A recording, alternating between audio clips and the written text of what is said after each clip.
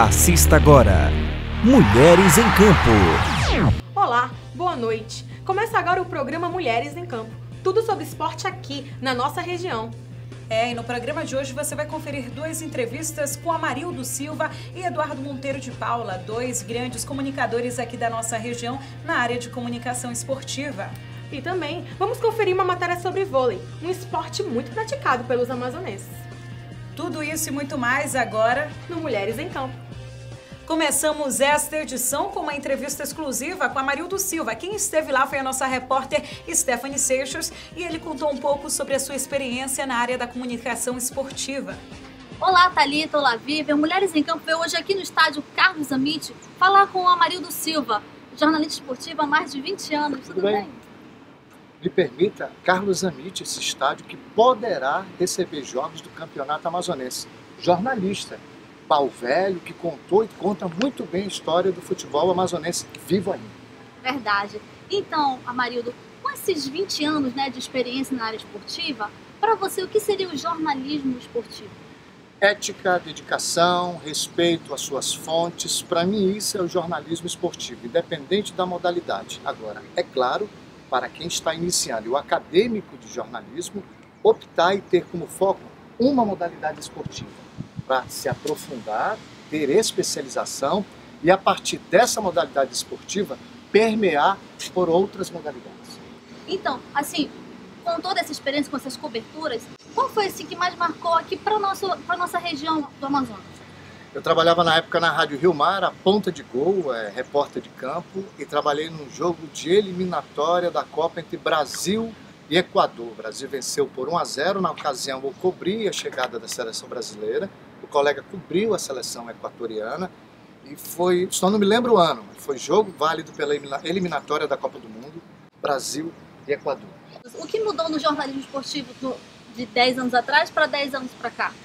Mudou muita coisa, por exemplo, a internet. Na época que eu iniciei no rádio, não tinha internet. Então você utilizava talvez, na verdade tinha, utilização de e-mail, mas não tinha WhatsApp, não tinha Facebook. Então a relação que você tinha com as fontes distantes, ou de outros estados, ou até mesmo fora do país, eu tenho esse contato, era tudo por e-mail. Hoje não, hoje você consegue ter mais acesso a fontes, porém existe um risco. Se você não checar a informação, você está municiado de uma série de opções, de informações, e você corre um sério risco de dar uma barrigada. Então, para finalizar, você pode dar uma dica para aquele estudante de jornalismo que quer se especializar na área esportiva mesmo? Qual assim, a característica que ele precisa ter? Qual, talvez, um jeito? O que é uma dica que você possa dar para a gente e para quem quer se especializar no jornalismo esportivo? Eu vou falar da minha experiência. Quem trabalha nessa área não tem feriado, não tem sábado, não tem domingo, não tem sol, não tem chuva. Muitas vezes você está numa solidão tremenda, por incrível que pareça. O cronista esportivo ele é muito solitário e não tem essa não, você tem que ir para treino, se você cobrir chegar meia hora antes, você tem que entender que um colega pode ter chegado 2 horas antes. Então muitas vezes aquilo que é exagerado para alguns pode ser o essencial para você alcançar o seu objetivo. Primordialmente, quem escolhe essa área tem que entender que não tem sábado, não tem domingo, não tem feriado, não tem chuva, nem tem sol. É amor pela profissão. Eu amo essa área. Muito obrigada, Amarildo, por conceder a entrevista ao nosso programa. Eu que agradeço a oportunidade, eu que agradeço ter a oportunidade de compartilhar com vocês um pouco da minha vida. Desejo sucesso com esse programa e, a propósito, quero no YouTube Mulheres em Campo. É isso aí, Amarildo. Thalita e Vivian, voltamos com vocês no estúdio. Muito obrigada, Stephanie, muito obrigada, Amarildo, aí pelas suas experiências compartilhadas com Mulheres em Campo. E também uma entrevista especial com o jornalista esportivo Eduardo Monteiro de Paula. Olá, Thalita, olá, Vivian. Eu estou aqui com o Eduardo Monteiro de Paula, um dos grandes jornalistas esportivos da nossa região. Ele vai contar um pouco da experiência dele. Olá, Dudu. Em que consiste, em todos esses anos, o jornalismo esportivo? É um prazer estar com vocês. Muito obrigado pela oportunidade. Na verdade, o jornalismo esportivo não tem nenhuma diferença da base do jornalismo. Jornalismo é jornalismo de uma forma geral. O que acontece é que, às vezes, você se especializa em alguns temas. O jornalismo esportivo na nossa terra acaba sendo um dos segmentos que a gente trabalha, mas a essência básica do jornalismo é exatamente igual. Dos trabalhos que você já realizou, qual mais te impactou?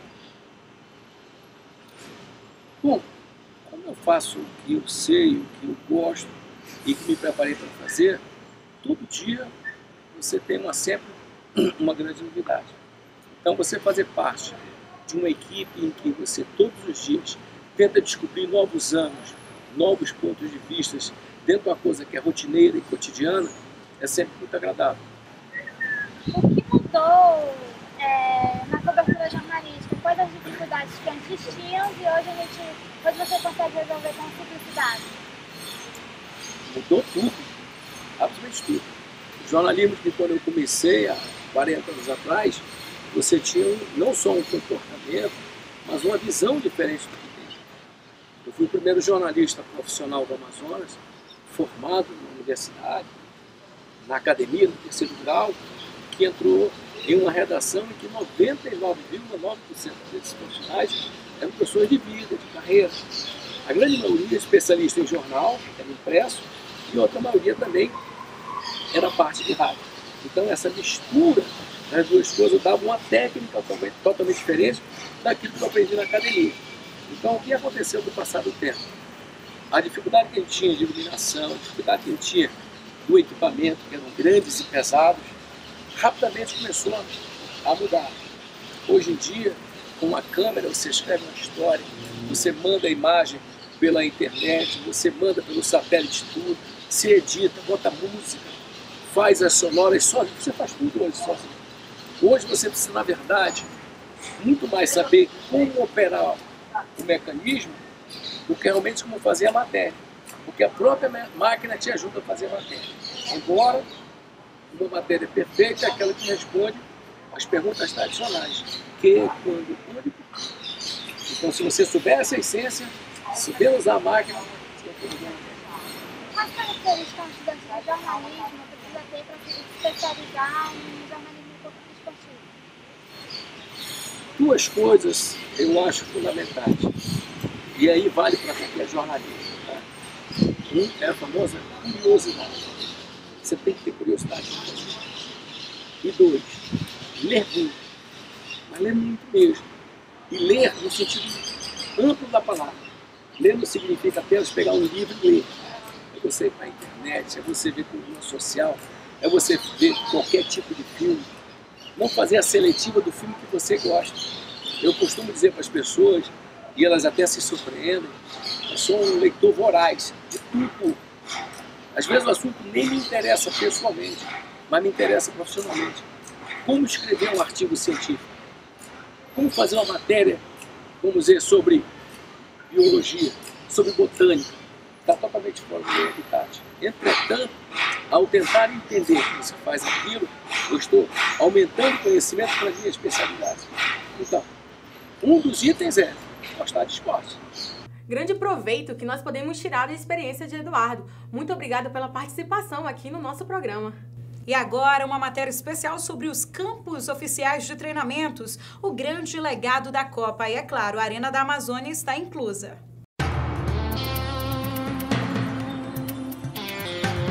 Após a escolha da cidade de Manaus como uma das subsedes da Copa do Mundo, houve a necessidade de obter mais de um centro para treinos. Os campos oficiais de treinamentos, estádio Carlos Amit, foi construído totalmente do zero. E o estádio Ismael Benigno, mais conhecido como Estádio da Colina, foi reformado. E tem toda uma história tradicional no estado amazonense. A nossa linda Arena da Amazônia é um estádio totalmente novo, com arquitetura inspirada na floresta amazônica. Esses são os 3 legados deixados em nossa cidade.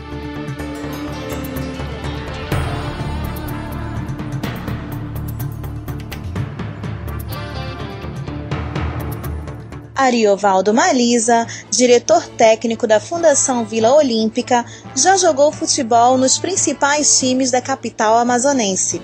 Ele comentou como eram realizadas as partidas na década de 50 e 60 e contou um pouco da história do antigo estádio Vivaldo Lima. que foi palco de grandes partidas, e quando questionado que a Arena da Amazônia seria o principal elefante branco, ele respondeu com clareza: temos um elefante dourado, que nos dá bons frutos. E eu por isso faço parte, tá? Porque eu fui campeão pelo Rio Negro, fui campeão pelo FAS, fui campeão pelo Nacional, sou do futebol, entendeu? E a história do Ivaldo Lima também faz parte da minha vida, porque eu com 18 anos, 19 anos, administrando aquele patrimônio. Hoje nós somos o elefante dourado, porque está todo mundo querendo cobiçar, querendo pegar nela, querendo tocar nela. Muito obrigada aí a nossa repórter Graziela Brazão, que fez esta belíssima matéria. E agora vamos falar sobre vôlei. No último domingo, nossa equipe de reportagem esteve no Parque da Ponta Negra e pôde conferir alguns amantes praticando essa modalidade.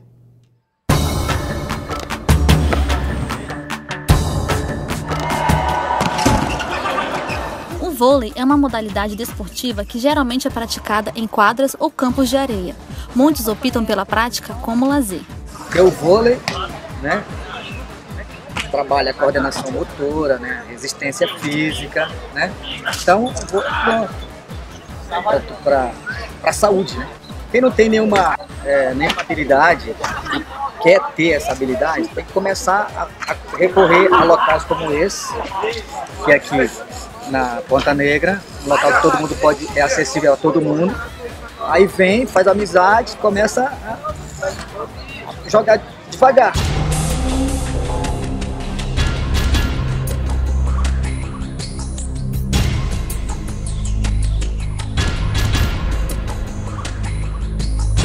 Na Praia da Ponta Negra, grupos se reúnem com o intuito de exercitar e desenvolver a prática do vôlei. Grande parte das pessoas não são profissionais, como no caso de Rafael, que já pratica a atividade desde seus 15 anos.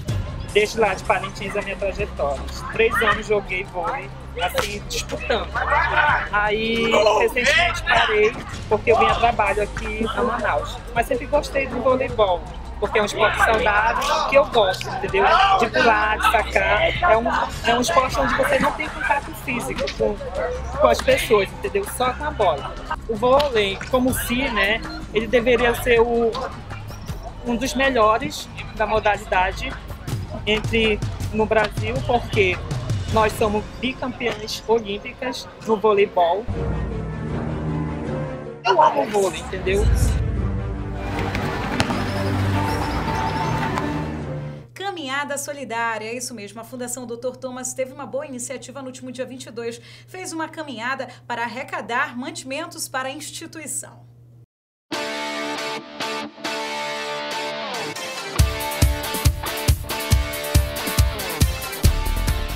O evento esportivo realizado no último sábado, dia 22 de novembro, teve como objetivo a arrecadação de fraldas geriátricas para a Fundação Dr. Thomas, que tem o papel de amparo aos idosos da cidade de Manaus. A iniciativa foi por intermédio de uma corrida que reuniu não só idosos, mas como jovens e adultos.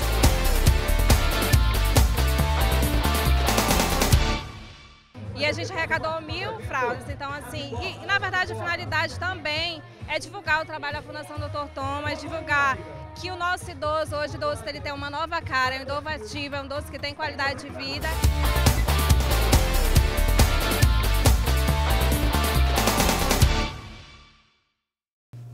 E agora você confere o resultado do jogo que aconteceu neste sábado na Arena da Amazônia. Flamengo e Vitória, pela Série A do Campeonato Brasileiro.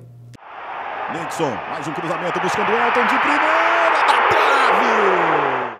Flamengo massacra a Vitória na Arena da Amazônia. Sem compromisso com acesso ao rebaixamento e confirmado na Série A de 2015, o Flamengo conquistou uma goleada por 4-0 na noite deste sábado, dia 29 de novembro, em cima do Vitória na Arena da Amazônia. Ao contrário do último jogo contra o Botafogo, o reencontro com o time carioca deixou a torcida satisfeita, que vibrou com o gol de Cadu, Elton, Everton e Nixon. Mugni, pé esquerdo, fez o levantamento, olha o Elton!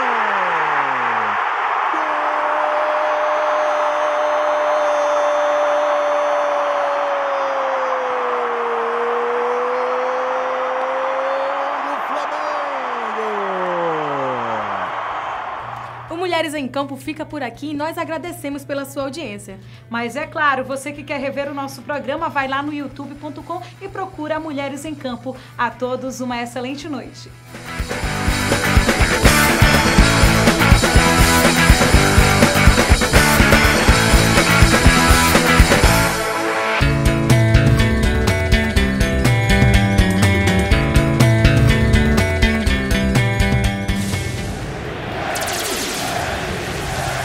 Você assistiu Mulheres em Campo.